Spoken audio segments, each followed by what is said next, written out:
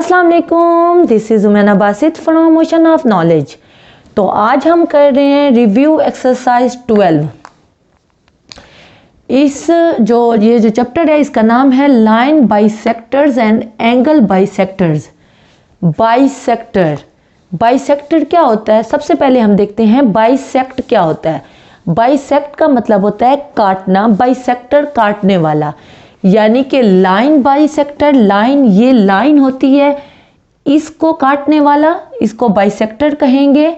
और इसी तरह एंगल बाइसेक्टर, एंगल कहाँ होता है? इस जगह पे एंगल होता है, इस एंगल को काटने वाला क्या होगा? Angle bisector. ये जो लाइन है ये एंगल बाइसेक्टर है और ये जो लाइन है ये हमारे पास लाइन बाइसेक्टर है, क्योंकि ये जो लाइन है ये इस लाइन को काट रही है, तो इसलिए ये लाइन बाइसेक्टर होगी। और ये जो है रे, ये इस एंगल को, इन दो लाइंस के दरमियान जो एंगल बन रहा था, ये लाइन, ये रे इस एंगल को काट रही थी, तो इसको अब एंगल बाइसेक्टर कहेंगे। तो उम्मीद है लाइन बाइसेक्टर और एंगल बाइसेक्टर का कॉन्सेप्ट आपको समझ आ गया होगा। तो रिव्यू एक्सरसाइज 12 जो है, इसका जो क्वेश्चन नंबर 1 है वो ट्रू फॉल्स है। तो ट्रू फॉल्स आपके पेपर्स में नहीं आते, तो मैं इसलिए आपको ट्रू फॉल्स नहीं करवा रही। तो क्वेश्चन नंबर 2 जो है वो है if C D is right bisector of line segment A B. देखिए ये डायग्राम बनी हुई है। सी डी कौन सा है?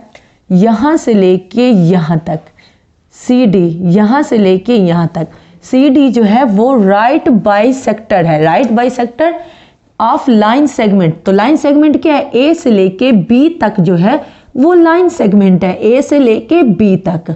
और ये जो ये है, ये लाइन, ये जो है ये राइट बाइसेक्टर है, ये इस लाइन सेगमेंट को काट रहा है, तो बीच में काट रहा है।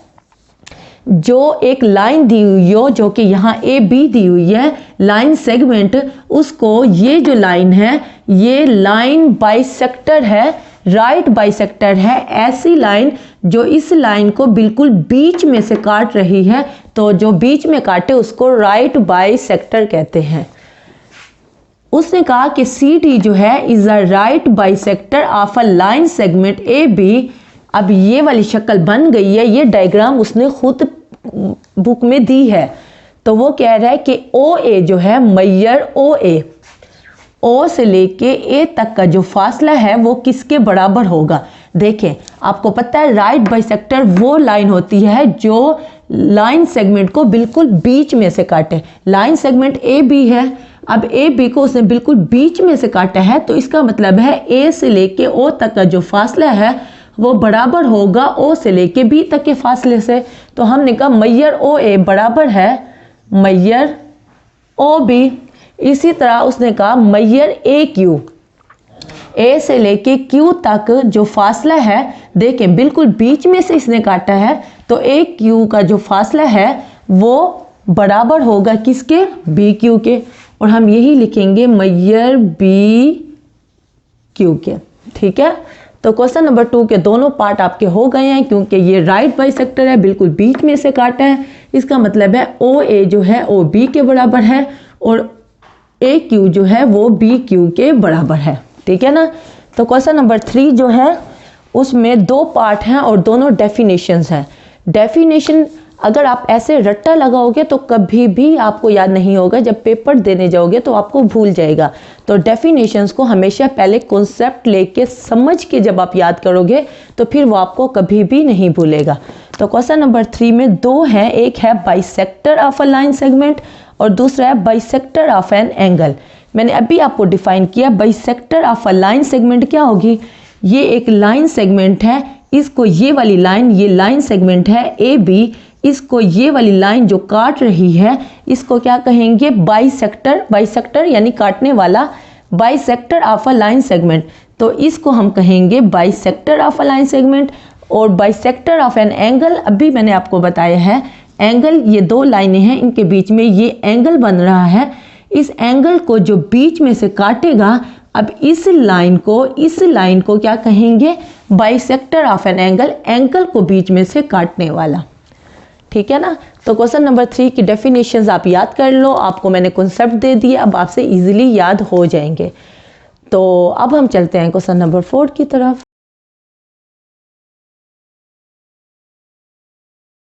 ओके, अब हम कर रहे हैं क्वेश्चन नंबर 4। क्वेश्चन नंबर 4 को देख के जितना मुश्किल लग रहा है इसका आंसर उतना ही आसान है। देखिए पहले हम क्वेश्चन पढ़ते हैं। इफ़ द गिवन ट्रायंगल, ये ट्रायंगल बुक में बनी हुई है। ये जो गिवन ट्रायंगल है ए बी सी, जो गिवन ट्रायंगल है A B C is equilateral triangle. उसने क्वेश्चन में कह दिया है कि ये जो ए बी सी ट्रायंगल है ये इक्वलेटरल ट्रायंगल है। इक्वलेटरल ट्रायंगल कहाँ से, इसका मतलब क्या है, इक्वलेटरल निकला है इक्वल से, तो इसका मतलब है कि ये ऐसी ट्रायंगल है जिसके जो तीनों एंगल हैं, एक एंगल, दूसरा एंगल, तीसरा एंगल, ये बराबर है। जिस ट्रायंगल में तीनों एंगल बराबर हों उस ट्रायंगल को कहते हैं इक्वलेटरल ट्रायंगल।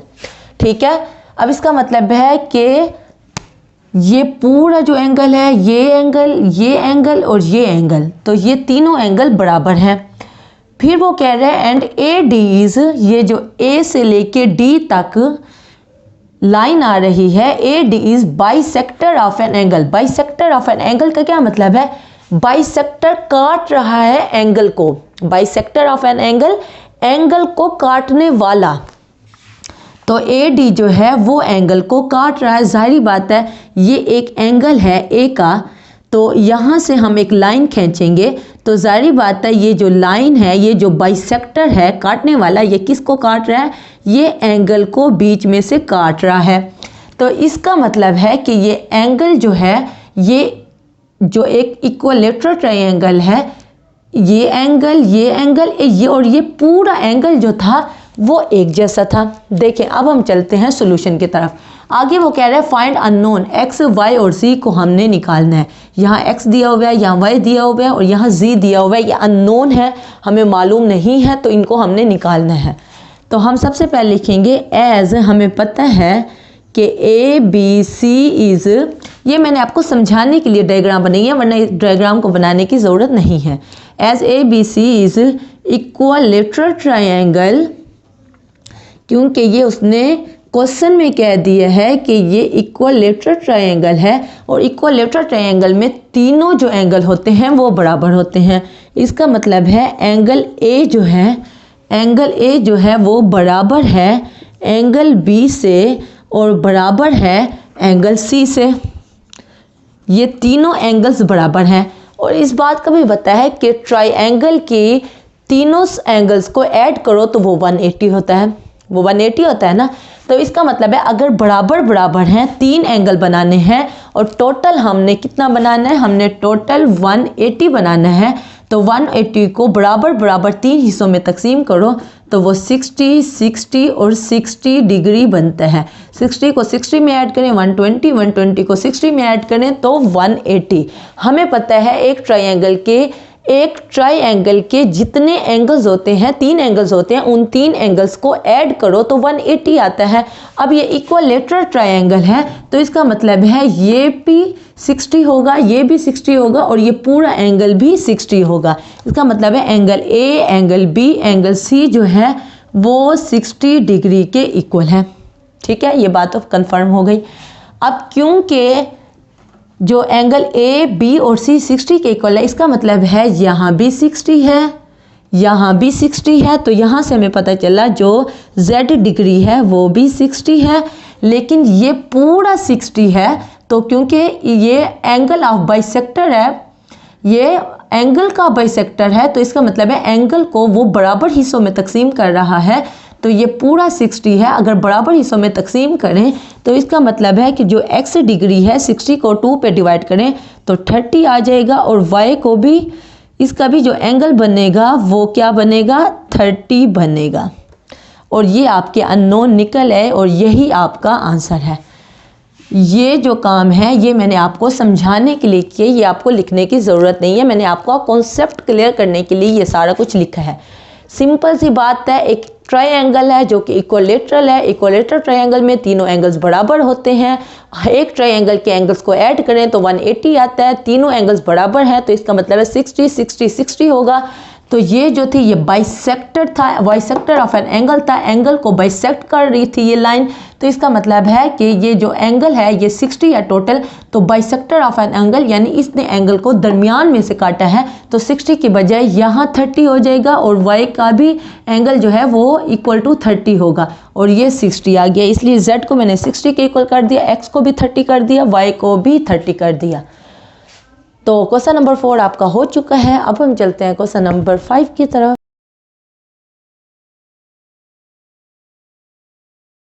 ओके, अब हम कर रहे हैं क्वेश्चन नंबर 5। क्वेश्चन नंबर 5 में उसने कहा है in the given congruent triangles, यानी ये डायग्राम बनी हुई है और उसने कहा है कि ये दोनों ट्रायंगल जो हैं वो कॉन्ग्रुएंट हैं। देखें LMO एंड LNO, वैसे तो ये एक ट्रायंगल है लेकिन उस एक ट्रायंगल में उसने दरमियान में लाइन लगा दी है, तो एक ये ट्रायंगल बन गई है और एक ये ट्रायंगल बन गई है।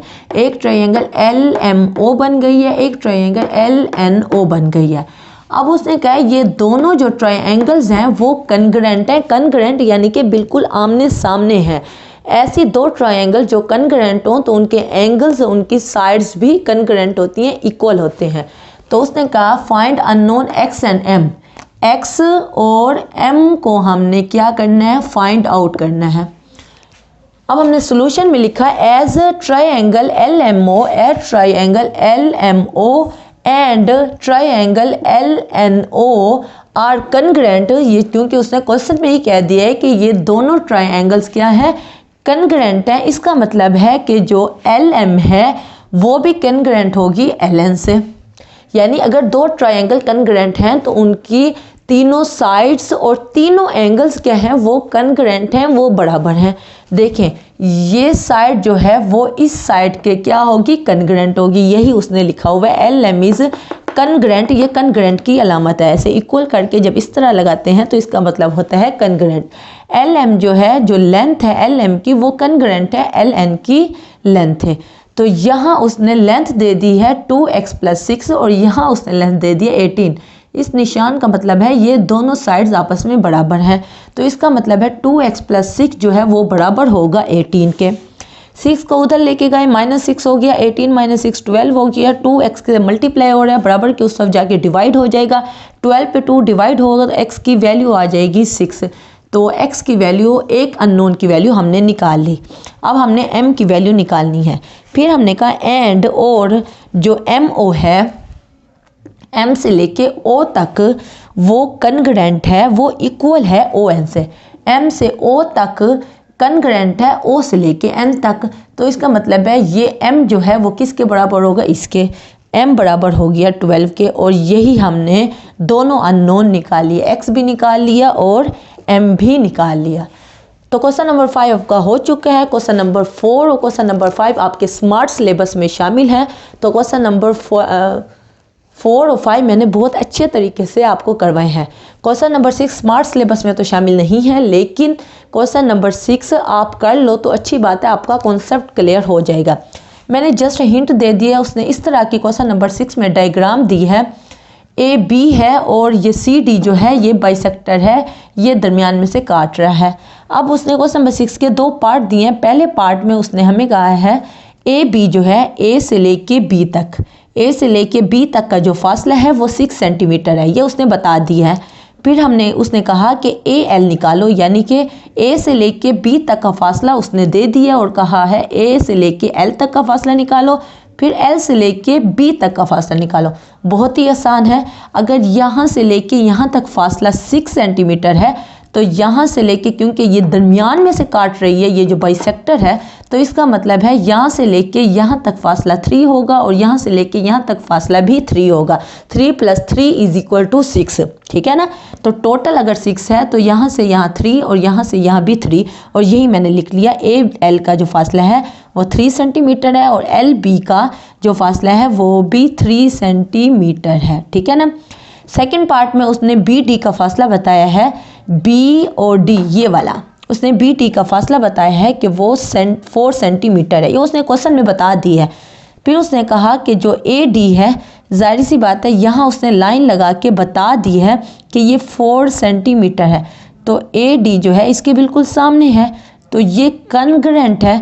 तो इसका मतलब है कि यहाँ ए से लेके डी का किसके बराबर है, मैयर बी डी के। देखो उसने कह दिया है कि ए डी, देखें बी डी का फासला है 4, तो ए डी जो है वो बराबर है बी डी के, ठीक है ना। तो इसका मतलब है ए डी भी किसके इक्वल आ गया, 4 सेंटीमीटर के इक्वल आ गया।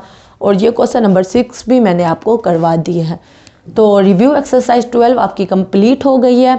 इस चैप्टर के 2 थ्योरम भी हैं, वो मैंने करवा दी हैं।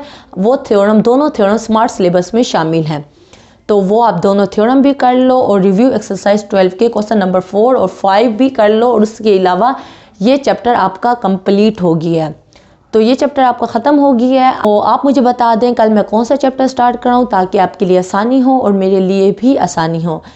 तो इसके अलावा कोई क्वेश्चन हो तो आप नीचे कमेंट में पूछना, मैं इंशाल्लाह उसका जवाब दे दूंगी। और अगर आप मेरी वीडियो पे नए हैं तो प्लीज़ मेरी वीडियो को ज़रूर लाइक करें। अगर आपको मेरी वीडियो थोड़ी सी भी इंफॉर्मेटिव लगी है तो फिर मिलते हैं नए लेक्चर के साथ। अल्लाह हाफिज़।